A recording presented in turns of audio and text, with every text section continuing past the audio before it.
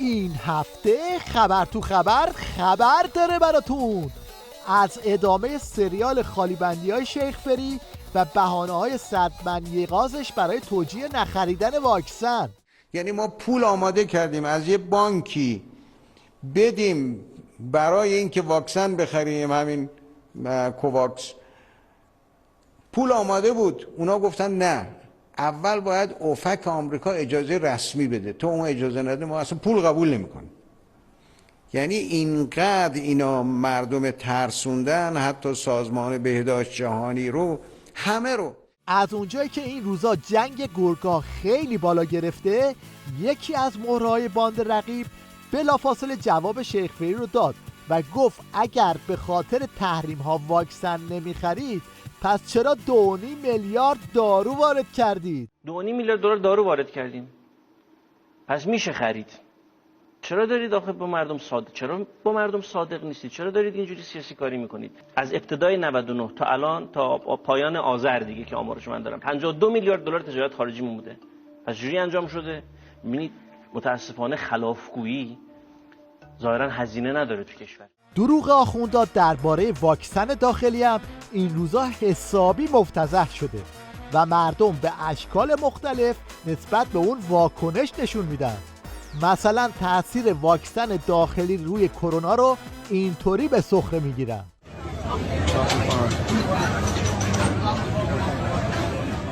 مدتی پیش شیخ فری برگ رفراندوم رو گذاشت رو میز عظما تا ازش باج بگیره.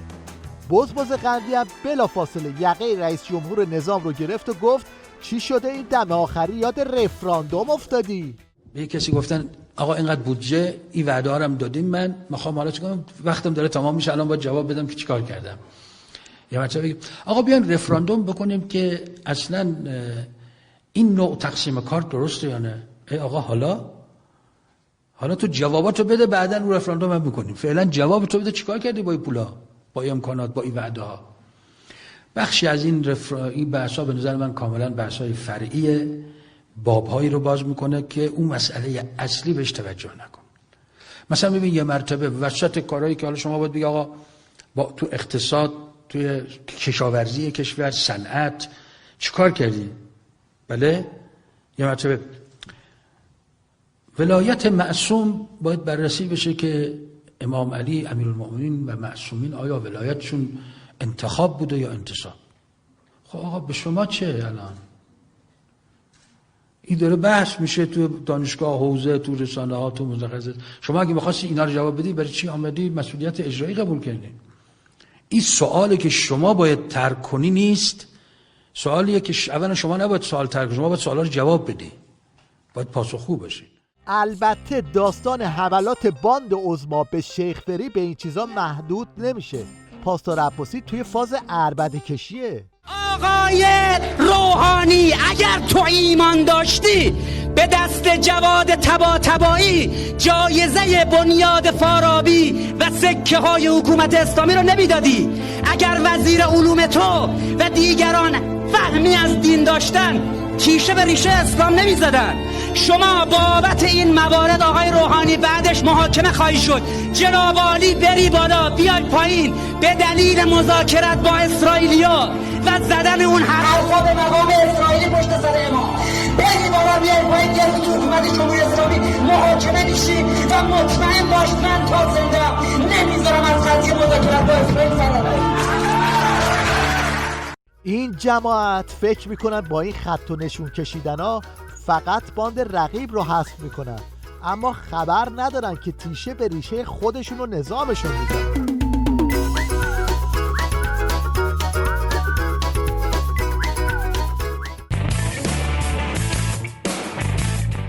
حالا از وضعیت درام داخلی نظام بریم سراغ اوضاع خارجیشو.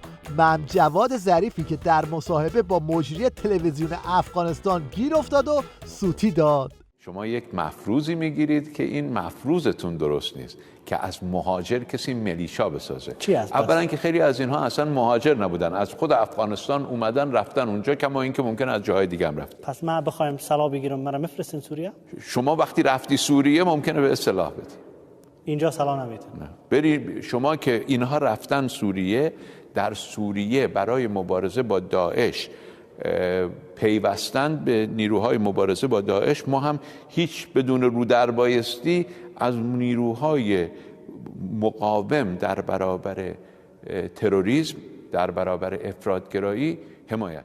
این وزیر شارلاتان شیخ فری میگه ما هیچ افغانی رو به سوریه نفرستادیم، اما نمیگه پس داستان خونه و زندگی دادن به خانواده‌های کشته‌های فاطمیون اون هم در ایران چیه؟ اینجا الحمدلله آماده شد برای اینکه بهره برداری بشه ازش.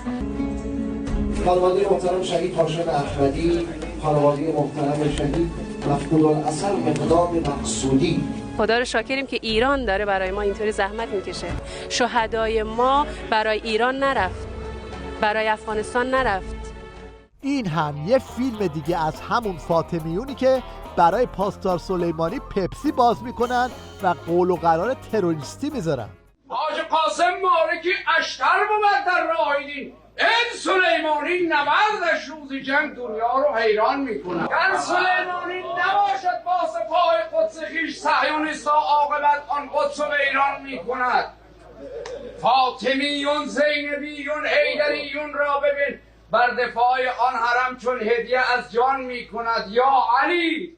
حالا بشنوید از بوفالوی عمامه‌دار ولایت که میخواد با یه تیر دو نشون بزنه، هم روزه سالگرد ترکیدن قاسم سلیمانی رو بخونه و هم با تعریف از عظما جلوی شرشر بسیجی‌ها رو بگیره. حاکمیت الله در مباشرت اجرایی در قالب حاکمیت ولایت، یعنی مظهر خدا ولی معصوم هست، نماینده ولی معصوم ولی فقیه، ولایت فقیه متصل به حاکمیت الله. این ایشون پذیرفته بود، نه تنها عمل میکرد، اعتقاد داشت، باور داشت و فدایی این حقیقت بود. پاسدار قاسمی هم که مدتی خفقون گرفته بود، این بار به جای گلوپاره کردنهای همیشگی زده تو خط آبگوره‌گیری برای پاسدار سلیمانی و تصفیه حساب همزمان با شیخ فری. تموم شده بود. تو هم که خبره بودی، خب میشدی یکی از این سرداران دیپلماسی. 100 تا سکه گرفتن که خیلی بهتر بود تو گردنت مینداختی تا انگشتر گرفتن از آقا. چه گریه کنی؟ تو چه به آزادی افغانستان و عراق و سوریه و یمن، مگه باید داغ همه اینا رو خورد، درد همه اینا رو کشید؟ مگه باید برای همه اینا جنگی؟ خب دیپلماسی هم راه خوبی بود و هست، یقه سفید، لباسی کمی رسمی تر از لباس تو، هر شب استرس، هر شب استرا. آخه این چه مدل زندگیه که هر شب نیمه های شب بلندت بکنن خبر بدن جمعی از دوستان از افغانی گرفته، پاکستانی گرفته تا عماد مغنی، همدانی، محمد خانی رفت. چه حالی داری تو با هر کدوم از اینا؟ هی سلفی بگیری، 2 روز دیگه بگن تو مراسمشون باید شرکت بکنی. بله، عظما تو کوزه مصیبت ها گیر کرده، یا باید یه بلای سر خودش بیاره یا کوزه نظام رو بشکنه، البته دور از جون این کوچولو.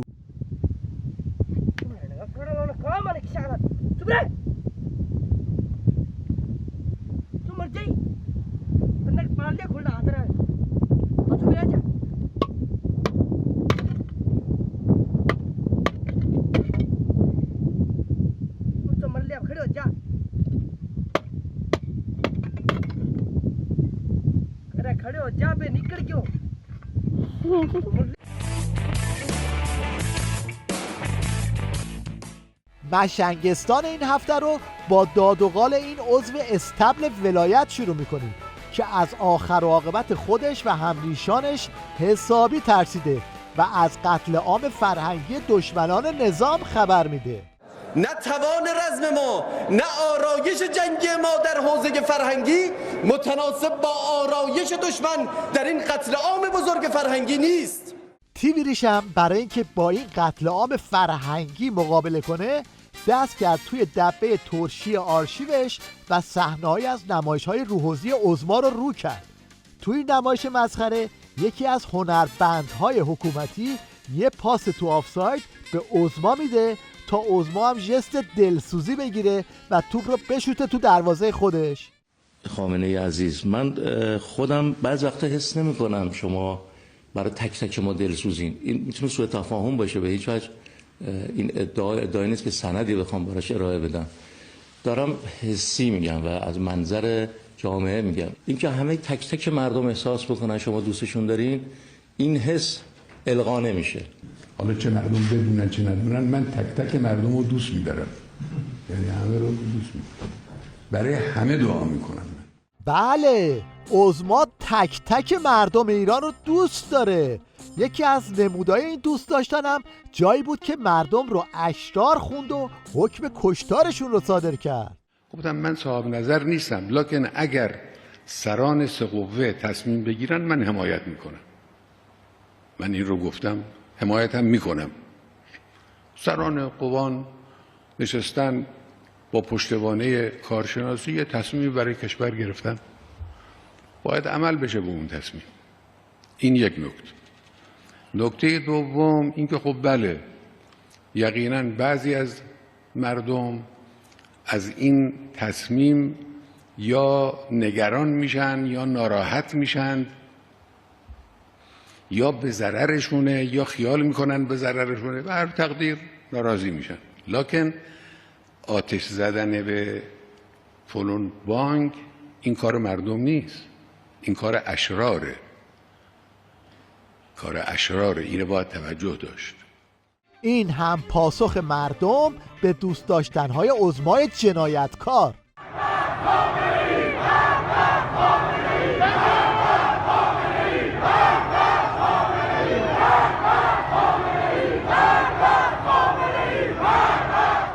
ولی فقیه مشنگ فکر میکنه با این نمایش ها و فیگورهای دلسوزیش میتونه سر بسیجی ها رو شیره بماله، اما خبر نداره که یه دفعه چنین بلایی سرش میاد و بادکنکش اینطوری میترکه.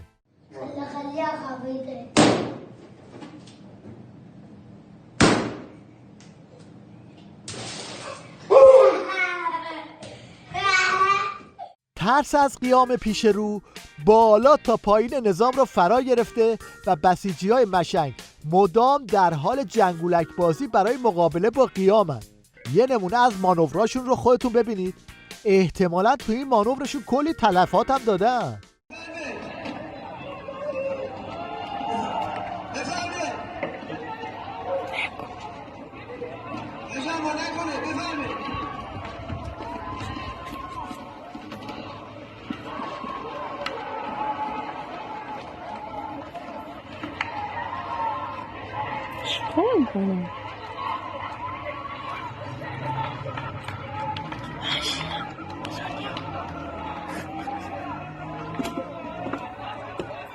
البته این هارت و پورتای آخوندا و بسیجیاشون آخر و عاقبت نداره و روز روزش چنین بلایی سرشون میاد. Вижу страх, братан, у тебя нет вообще духа. О чем ты говоришь? Если был бы дух, ты бы не ходил бы нетрезвым. Тебе нужно, чтобы быть нетрезвым, чтобы сказаться смело. Но это не смелость, это неадекватность, братан. Я тебя выстигну. A few moments later. Это мощно. Прямой и левый боковой. Классика просто, классика бокса. Это остановка досрочная. Поединок здорово себя. واژه وقاحت وقتی به آخوندا میرسه بوکسوات میکنه و احساس تهی بودن بهش دست میده. ببینید این دزد سرگردنه چطوری راجع به وضعیت اقتصادی و مشکلات مردم حرف میزنه. ما الان تو اقتصادمون این تورمی رو که داریم این نیست. اینقدر پول تو جیب مردم هست که همه ریختن تو بازار میخوان خرید بکنن، جنس تو بازار کم هست و خود به خود قیمت بالا میکشه.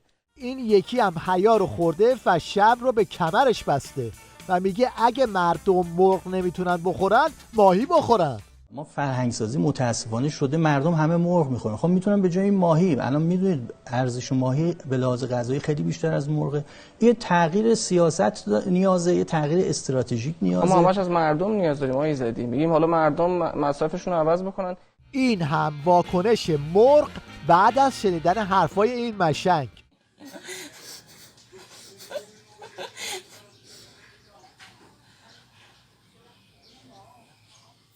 واکنش مرغ که اون باشه، لابد گوسفندم پشتک و وارو میزنه.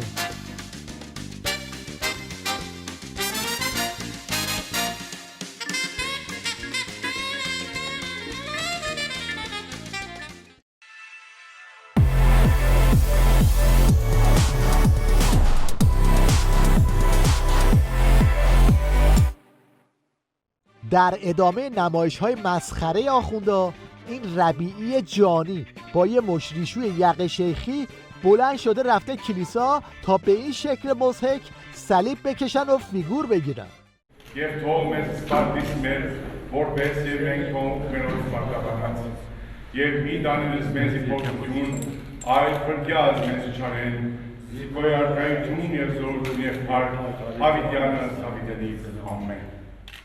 حالا توجه شما رو به یه مصاحبه بدون شرح جلب می‌کنیم که مرزهای ترجمه در اون جابجا شده. اصلا باشید میگم بازی رو بردید، تبریک میگم. نظرتون درباره بازی چی بود؟ Event was interested and created a play of want. We got a good game and I am so happy for this victory. میگه که بازی خوبی بود، ما پیش بینی بازی سختی کرده بودیم، طبق برنامه‌هایی که تدارک دیده بودن مربیامون آنالیز کردیم بازی رو و خدا رو شکر به نفع حسن اجرا شد. نظرشون درباره داوری چی بود؟ Is a friend who got a camera to cast indicate LA. We play for our fans and friends always. میگه که از داوری و قضاوت ایرانی ها از اول هم شنیده بودم که ایرانی ها یه فردای قاضی هستن و به عدل کار میکنن، مثل همین هم داوریشون هم خوب و به نفع حسن اجرا شد. درباره کیفیت زمین میشه ازش بپرسی که چی؟ Discrepan to keyfert and fertility. Yeah, I'm feeling good. I have a little pain in my knee, but it's a kind of my work. Eventually. Just.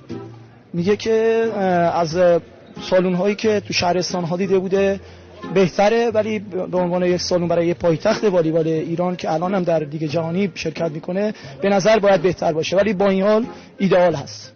این هم نمونه ای از خط و نشون کشیدن یه مشنگ بی عمامه برای ترامپ، اونم به زبان انگلیسی که جز قرار گرفتن در بخش مشنگستان خبر تو خبر هیچ کاربرد دیگه ای نداره.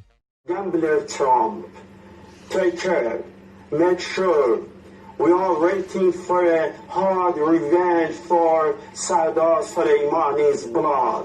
گفتم بدان، مطمئن باش، منتظر یک انتقام سختی برای خون سردار سلیمانی هستیم. اما we Iranian people are by your side, the Americans. I wish we could help you in this injustice behavior.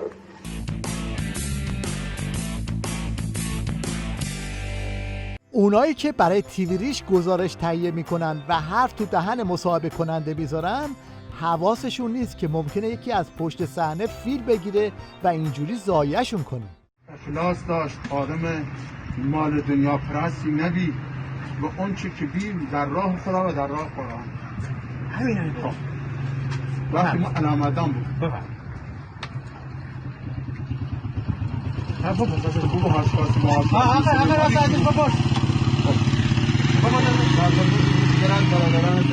ما فرمایید علت محبوبیت حاج قاسم سلیمانی در میان مردم ایران و مردم منطقه چه بود؟ با سلام، حاج قاسم سلیمانی مردی شجاع و فداکار و مردم دوست داشتنی بود، بین مردم دوست داشتنی بود. او شجاع و ندرس بود، بخاطر این مردم دوستش داشتن. به این دلیل او مرد فداکار و برای مردم جان داد و شجاع و ندرس بود. به این دلیل مردم دوست داشتن. بازار سوتی دادن در تیوی ریش هم گرمه. سال 1300 و 400 رو نشنیده بودیم که اون رو هم شنیدیم. 25 خرداد سال 1300 و 400 به مسافه بحرین و عراق خواهد رفت.